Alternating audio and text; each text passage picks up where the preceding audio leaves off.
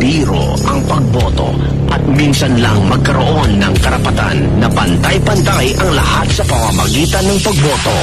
Kaya kailangang suriing mabuti ang mga kandidato. Nasa kamay nating mga mamamayan ang ikauunlad ng ating bayan. Kaya sa darating na eleksyon, piliin ang kandidatong totoong magsisilbi sa bayan. Kilalanin ang mga kandidato sa pamamagitan ng isang tapatan. Tapatan ni Panggat. Tapatan nilang ipakikilala ang kanilang mga sarili at ipapaliwanag ang kanilang plataforma. Sa kauna-unahang pagkakataon sa mundo ng FM radio station, dito sa Metro Dagupan. Dito lang sa kauna-unahan ang 90.3 Energy FM Dagupan. Sabay-sabay nating kilalanin, kilatisin ang karapat-dapat na susunod na mamumuno sa ating bayan. Tapatan ni Panggat, kabuluhang panayam at pagkilati sa nais mong maging pinuno. Tapatan ni Panggat, magmumula ang matalino at responsableng pagpapasya. Tapatan ni Panggat, siya na kaya? 90.3 Energy FM. Pagkaw mo sabihin radyo, sabihin mo energy, masamsamit. Magandang umaga po sa inyong lahat. Magandang umaga mga kapangga natin dito sa Pangasinan. Kasama niyo pa rin po ang inyong ko, Jay Uriles, para sa isa na namang edisyon ng ating programang ito po ang Coffee Break.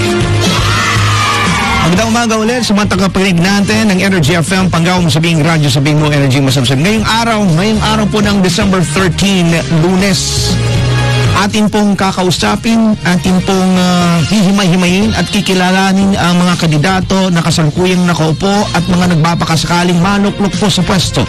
Magandang umaga, welcome po sa kauna-unahang episode po ngayong 2021 ang atin pong Tapatan ni Pangga 2022.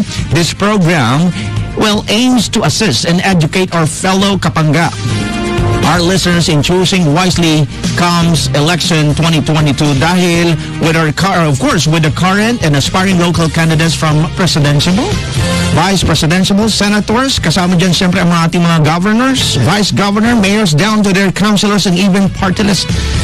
At isang malaking karangalan na mga kasama natin ngayong araw, walang iba, si ABC President, ayan, Jonas Bautista Rosario ng Binmali. Pero ito ay paunang tanong lang muna, Mayor Sir Jonas, good morning po sa iyo. Good morning Sir Jay, good morning. Good morning po sa mga ating station manager, Sir Chris, at sa Energy FM, at sa mga tagapakinig. Magandang umaga po. By the way, Sir Jonas, we are heard live, hindi lang po sa siyudad ng Dagupan, but we are also heard in the entire province of Pangasinan at coast to coast and globally, here and abroad. Napapakinggan po ang Energy FM through Energy FM Dagupan FB page at sa mga air radio portals. Gusto ko na munang kumustahin mo kayo. Kumusta po kayo, sir? Eto, ayos lang. Medyo pagod. Alam naman ho natin na nag-anniversary ang aking mga magulang kahapon. Then anniversary. Yes, happy golden anniversary. So, medyo pagod pa po ng konti. Another week. So, another week ahead. Marami na naman po tayong gagawin. Yun po abangan natin. Yung mga susunod na naman gagawin. Yes. I'd like to thank first ang inyo kayo po na napagbigyan niyo po ng pagpapaunlak ang Energy FM Dagupan sa ating pong Tapatan ni Pangga. Well, it's my honor. It's my honor, Sir Jay. Maraming salamat sa pag-imbita. Apa. Anyways, bago natin simulan ng lahat, bibigyan ko lang muna kayo ng konting brief sa ating programa. When you hear this buzzer, ibig sabihin po, end na po yung binigay naming oras sa inyo para magsalita. Okay po. I'll be giving a minute. Meron pong 5 minutes na ibibigay din po natin para mailahad yung maayos ang inyo pong sarili. Okay. Sisimulan na po natin ang Tapatan ni Pangga 2022, and this question will give you at least 1 minute po. Alright. So, Mayor, should I say Sir Jonas, isang tapat na tanong, sino po si Jonas Bautista Rosario? Si Jonas Bautista Rosario po ay kapitan po ngayon ng Nagpalangan at kasalukuyan pong ABC President ng Binmali. Anak po ng ating Mayor Sammy Rosario na ngayon po ay nagtatrabaho dito po sa ating nagsiservisyo dito po sa ating bayan ng Binmali. Ako po ay nagtapos sa San Beda College, yung aking elementarya at high school. At college naman po ako'y nagtapos sa Mapua Institute of Technology. You still have ample time, Sir Jonas. May gusto ko bang idagdag? Wala na po. Yun lang naman po. Ako naman po ay isang simpleng mamamayan lang na pagbigyan magkaroon ng pagkakataon na makapagsilbi sa aking bayan ng Binmalay. Maraming salamat po. Hindi na ho tinapos ni Sir Jonas Rosario yung kanyang 1 minute. So, hindi nyo narinig po yung buzzer. So, this time I'll be giving you another 1 minute for this question. Again, when you hear the buzzer, we have to move on with the next question. Alright, so 1 minute for this question, Sir Jonas. Ito lang po. Yes, sir. Isang tapat na tanong, Sir Jonas. After being ABC President po sa Binmalay, Pangasinan, bakit po Mayor kaagad ang inyong tatakbuhan? Naku, yan ho, mahaba-haba ho. Baka pwedeng habaan natin. Ako ho'y walang plano. Tatapatin ko ho ang aking mga kababayan. Sir Jay, wala po akong plano. Kung may plano po ako 2013, 2016, tumakbo na po akong councilor. Noong 2019, hindi pa rin po ako nakita sa bayan. Kasi ang trabaho ko po kasi ay ABC. Liga President, ang trabaho ko po hanggang sa barangay levels lang. So kung may problema po ang ating mga barangay council sa buong bayan ng Binmalay, yun po ang aking tinatrabaho. Wala po akong kaplano-plano. Kaya lang po, sa 50 years, mag-50 years na po ako next year, 50 years old. Sa tanang buhay ko, ngayon ko lang po ito naramdaman. Yung pagsiservisyo, yung public service is a very different ball game. At yun po ang nagustuhan ko sa aking ngayon pong desisyon. Wala po akong plano, biglaan lang pong dumating. Actually po, mahaba-haba pa po yan dahil aksidente rin po lahat ng pagiging kapitan ko. Aksidente din po ang aking pagiging Liga President. Kaya sa aking pagtatanong at sa aking pag-uusap sa ating mga kapitanes, mga barangay council, napagtanto ko ho na tama naman po pala na sundan ko ang yapak ng aking ama. Okay. Salamat po sa isang tapat na kasagutan sa aming katanungan, Sir Jonas. Another tapat na question para sa iyo na atin pong ilalahad. Ito po, mga kapangkapakinggan po natin kung ano po ang masasabi ni Sir Jonas sa ating katanungan. Isang tapat na tanong, ano po ang magiging plataforma ni Jonas Rosario para ho sa mamayan po ng Binmalay? Bibigyan ho namin kayo ng 4 na minuto o 5 minuto rather para sa katanungang ito. Ang iyong tapat na kasagutan ngayon na. Ang plataforma po, yan ho mga plano na nakita ko. Kasalukuyan po kami nagkikipagpulong sa mga iba-ibang sektor. Pero bukod po doon, ako po'y nakapagserbisyo na rin sa barangay at naalaman ko po ang mga problema sa bawat barangay. Yung mga programa po ng ating mayor, tulad po ng edukasyon sa mga senior citizen, ipagpapatuloy ko po yun. Ang medyo meron lang po tayong medyo i-improve po natin ng konti. 3 po ang aking plano. Sa ngayon, pwede pong madagdagan, pero sa ngayon po ang aking konsentrasyon, 3 po. Agrikultura, kalusugan at turismo. Tatapatin ko ho kayo, ang bayan po nating Binmalay, meron pong 700 hectares na farmlands. 30% lang po ang gumagana. Yun po ang gusto kong gawing bigyan ng pansin at ayusin po natin ang agrikultura ng ating bayan. Ang aming bayan po ng Binmalay ay Class 1 municipality. Bakit po naging Class 1 municipality? Samantalang wala naman pong mga big businesses na nasa tapat po. Wala po kaming major banks. Wala po kaming major malls. Wala po kaming mall. Bakit po kaya kami naging stage 1, ay naging Class 1 municipality? Maybe because of the agriculture. Then papasok po tayo sa kalusugan. Meron po tayong mga babaguhin at meron po tayong mga itatayo na makakapagbigay po ng pangangailangan sa ating mga kababayan. And then ang last one, turismo. Yung turismo po, kung makikita nyo po, ang aming Baywalk ay isa po sa fastest developing ocean front sa buong Pangasinan. So yan po ang isa sa mga prioridad.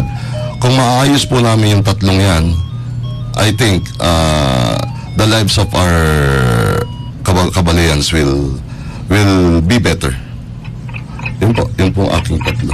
Okay. Hatan ni Pangga. You have ample time, pero thank you very much at nabigyan niyo kagad ng kasagutan ng ating pong tapat na katanungan. Another 5 minutes for this question. Mukhang nasagot mo na pagdating mo sa kalusugan, pero gusto natin bigyan ng partikular na pagtuon ng kalusugan pagdating po sa COVID-19.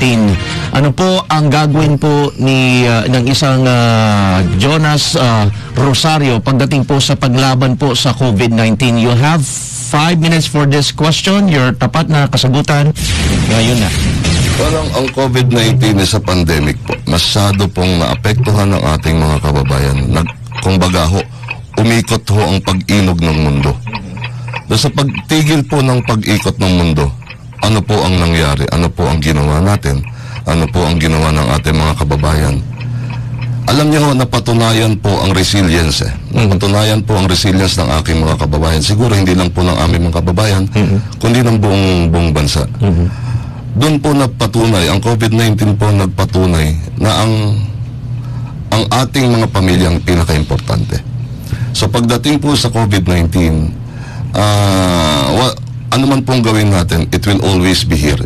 It is here to stay. So ano po ang pinakamagandang gawin natin? We have to do whatever we have to do para po maprotektahan ng ating mga kapamilya at mga kamag-anak at kababayan. Pagdating po sa programa na yan, gusto ko lang pong bigyan ng pagkakataon na to na pasalamatan po ang aming RHU, ang aming pong barangay officials, ang aming pong mga BHWs, at lalong-lalo na po ang aming mayor. Dahil ang aming mayor po, ang buong executive department, kasama na rin po ang legislative, gumawa po ng mga programa para po makatulong sa ating mga kababayan dito sa Binmali. At yun po ang ipagpapatuloy natin. Maraming salamat po muli sa iyong tapat na kasagutan, Sir Jonas. Kailangan ho natin ng another minute just for this question. Isang tapat na tanong, Sir Jonas. Kung sakali po kayo'y mahalal, kung sakali lang po kayo mahalal at maupo bilang mayor po ng Binmali, Pangasinan, at kung sakali man po na ang kabilang partido po ay mabigyan ng pagkakataon na maupo bilang vice mayor ninyo, paano nyo ho sila pakikisamahan? Yung tapat na kasagutan, yung ngayon na. Ganito po yan. Ako po'y umupo na Liga President.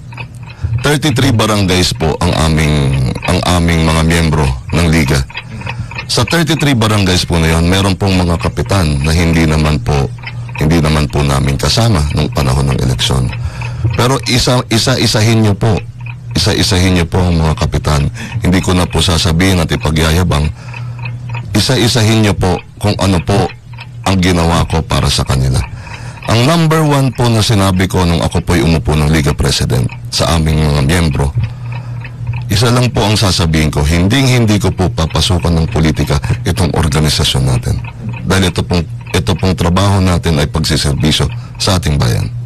Kaya wala po akong pwedeng ipagyabang pa, pero nagawa ko na po sa sa aming mga miyembro sa Liga President. Kami po ay buo.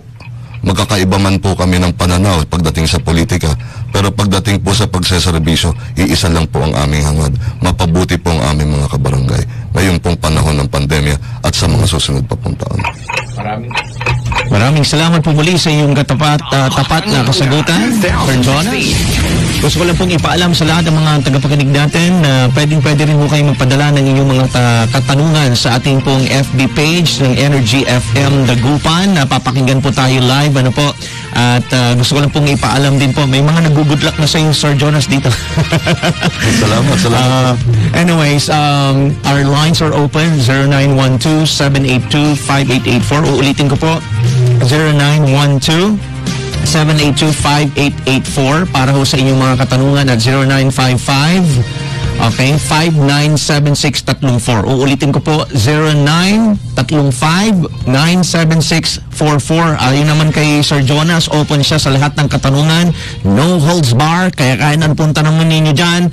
At isa po ay willing to answer. Ulitin ko, 0912-782-5884. Another tapat na katanungan para sa iyo, Sir Jonas. Ito po, this would need at least a minute sa iyong tapat na kasagutan. Ang tapat na tanong, ano ang masasabi mo sa mga taong ayaw pa rin magpabakuna? Buti po na itanong nyo. Gusto ko na hong isingit kanina pa yan eh. Actually ang pagpapabakuna sa akin po mga kababayan, sa mga tagapakinig, tatapatin ko kayo. Yung mga natatakot po na kaysa may sakit daw po sila, meron daw po silang high blood, meron daw po silang diabetes, meron po silang cancer. Ganito po ang kwento. Ang nanay ko po, noong 2004 na bypass, quintuple bypass po ang kanyang ginawa. Nagawa sa kanya. Noong 2011, siya naman po na-diagnose ng cancer. Ovarian cancer, stage 1. Gumaling po. Noong 2019, nagsimula na po siyang mag-dialysis. Nagkakaroon po siya ng problema sa kidney.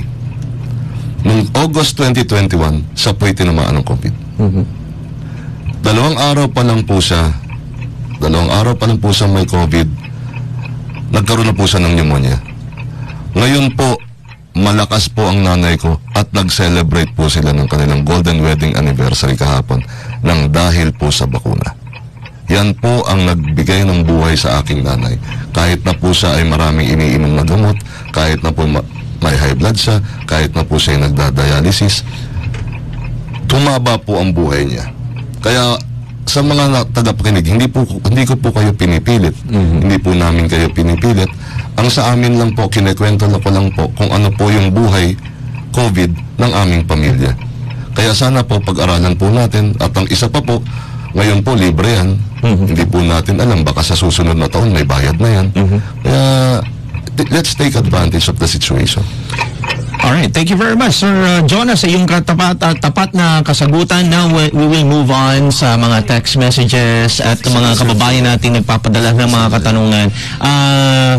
Sabi ni Joseph, Mayor Jonas, Mayor Jonas sa hanggan, ano? Mayor Jonas, ano po ang plano ninyo sa ating mga barangay bilang isang kapitan at next mayor ng Binmalay?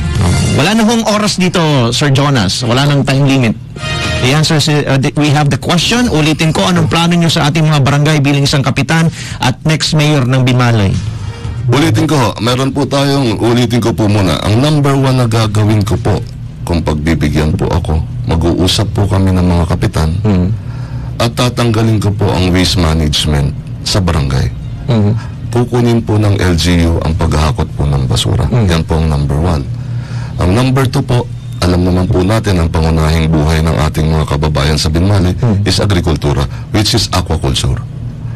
Alam po natin ang ating ilog through the years, ang ating mga tributaries, mga maliliit pong nating mga ilog, alam naman po natin na marami na pong dumi.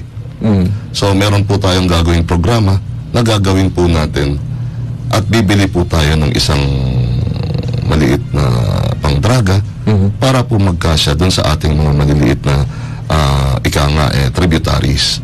Para po ang tubig na papasok po sa ating mga fish pond ay malilinis po. Meron pa po, marami pa po tayong naiisip, marami pa po tayong programa. Lahat po yan, hindi lang po sa barangay mapupunta. Alam naman po natin na yung barangay is our members, kumbaga our members of the town. Kaya lahat po ng miyembro ng buong barangay ang makikinabang po. Tayo rin po mga kabalayan. Salamat po, Sir Jonas. Another question from our text line. Ano po ang bakit po kayo ang dapat kong iboto at hindi po ang mga kasama ninyong tatakbong mayor sa Binmalay? Ganito po. How can I answer this? Mukhang Malali po.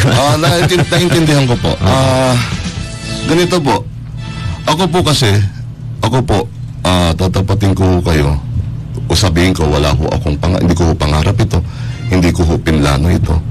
Pero na nabigyan po ako ng pagkakataon na makapagserbisyo dito sa ating bayan ng Binmalay, abay nagustuhan ko po.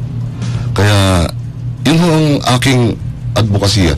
Ngayon ho, siguro mahihain po talaga ako eh. Ngayon siguro, pag nakikita niyo ako, ngayon niya lang ako nakikita, not because of politics, but because of public service.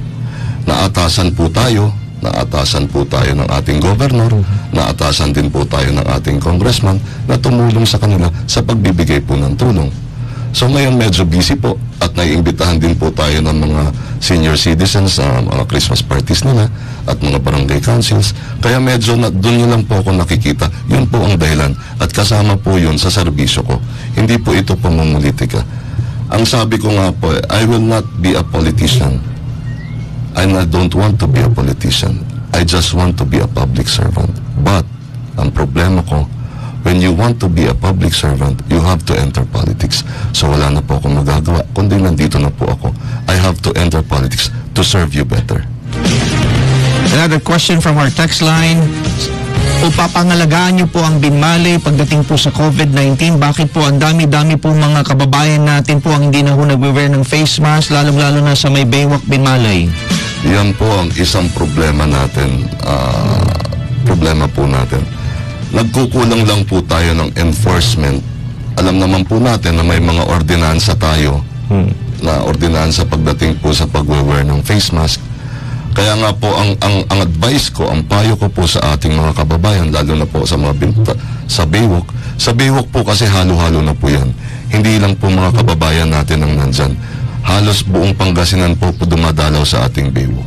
So hindi po natin makontrol. So ang payo ko po, sana sa ating mga kababayan dyan sa Binmalay, ipakita po muna natin sa kanila na tayo po ay naka-face mask. Baka po sumunod sila. So bukod po doon, siyempre kailangan po nating i-enforce ng maganda, enforce natin ng maayos, at sasabihan din po natin ng ating mga kapulisan dahil sila po ang main na pwedeng sumita sa kanila. Wala pa po kasi tayong kumbaga na authorized na magsita at manikit para sa kanila, kundi ang mga kapulisan lang po natin. 0912-782-5884 o ulitin ko po 0912-782-5884 at 0955-597634. Isang tanong ulit, Sir Jonas, ano po ang masasabi ninyo sa tambalan ng Jonas at Sam?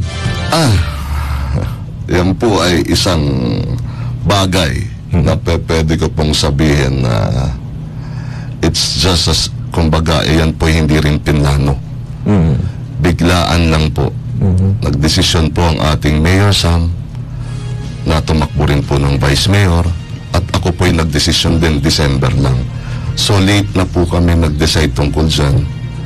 As much as ang tatay ko po gusto niya na pong bitawan po dahil matanda na rin po siya.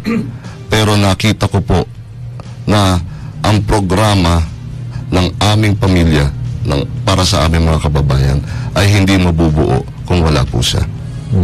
Siguro nandyan din po siya para i-assist din po ako dahil alam naman po natin, ako po ay nasa executive branch. Hindi naman po ako legislative, hindi po ako gumagawa ng mga batas, kundi ako po ay nag-i-improve at nagre-recommenda ng mga regulasyon. Ngayon si Mayor Sammy po ay gusto rin pong makapagsilbi pa. Marami pa po kasi kaming plano. And as much as we would like to give way, hindi po natin kaya dahil ang akin pong ama ay gusto pa rin pong magsilbi. Hindi ko nga po alam eh. Alam nyo, tatapatin ko kayo. Nung the past few years, bago po ngayon, mula 2019 hanggang 2022, napapansin ko po na medyo matamlay siya. Pero ngayon na may Christmas party na naman, aba nabuhay na naman ang kanyang dugo. Dahil nakita ko po kung gaano rin po siya kamahal ng ating mga kababayan. And they don't want him na mawala po sa pagsisilbi dito po sa ating bayan. Okay, another question mula sa text line natin 2341. Ang sabi niya, ano po ang plano nyo sa amin po mga small vendors at mga tricycle driver ng Binmalay? Tungkol naman po, nakapag-usap na po kami ng ating mga TODA presidents. Nakita ko na po kung ano mga problema nila. Marami po silang factors. Ang number one na nakikita ko po dyan is terminals. kailangan po natin magkaroon ng terminal para maging maayos po ang ating mga sakayan ng mga tricycle. Alam nyo, ang number 1 transport na mode ng ating pambayan ng Binmalay ay ang tricycle. At nakita ko rin naman po sa ating mga TODA, sa mga tricycle drivers, ang concern nila sa ating mga kababayan. Dahil bawat barangay po merong organisasyon. Nakita ko po kung paano naman po sila paano nila maipakita yung concern nila sa ating sa mga kabarangay nila. Dahil kung meron po, alam niyo ho, nung pandemic, talagang hirap po sila. Wala po silang pasahero. Pero kahit na nung nag-open na, hindi pa rin po sila request ng increase ng rate. Parehas pa rin po. At naintindihan po nila ang sitwasyon. Ang ating mga TODA drivers, concerned po yan sa inyong mga kabarangays. Kung meron man pong hindi nakakapagsilbi din po sa inyo, pagpasensya nyo na sila.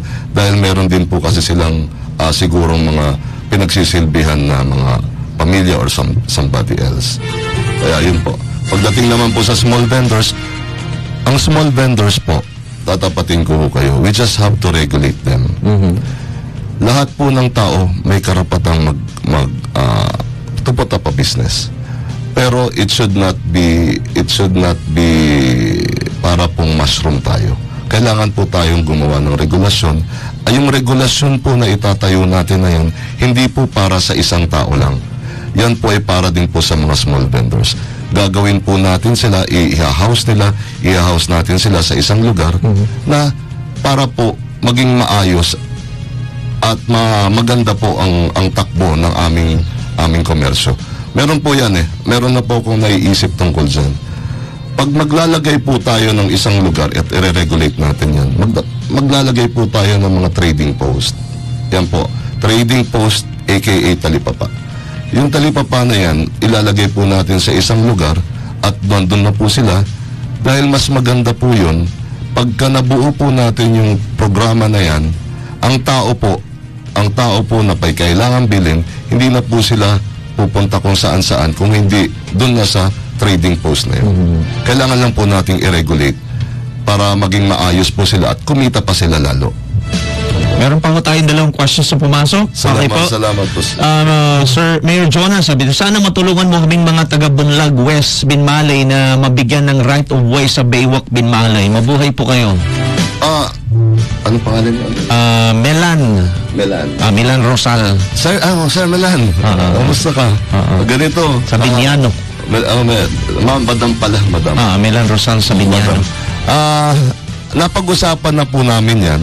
Actually, tatapatin ko kayo, pagdating po dyan, it's the prerogative of the owner. Kaya nga po, ang sabi ko, ang advice ko, nag-usap po kami ng ating assessor tungkol dyan, ang advice ko is, let's just have to talk to them. Pag-usapan po, kausapin po natin yung mga private owners, and alam ko, yan pong mga private owners na yan, meron naman po silang pagmamahal sa ating mga kababayan, lalo na't mga kapitbahay pa. Wag po kayong mag-alala at inaayos po yan. Nag-usap na po kami ng assessor natin at I think meron na pong mga solusyon pagdating po dun sa problema ng right of way. Another question dito naman sa ating text line, ano po ang plano ninyo sa aming mga senior citizen? Nako, ang aking mga mahal na senior citizen. Ang senior citizen po, at anak po kasi ako ng senior citizen. Hindi pa po siguro tayo nagkikita, hindi pa po siguro kayo nagki-Christmas party, kaya hindi nyo pa po ako napapakinggan. Alam nyo, bago ko po isabihin ng mga programa na yan, ang senior citizen po, gusto ko lang pong ipatid sa ating mga senior citizen, ang aming maayos na pasasalamat, taus-pusong pasasalamat, because kung hindi po dahil sa inyo, wala po kami dito.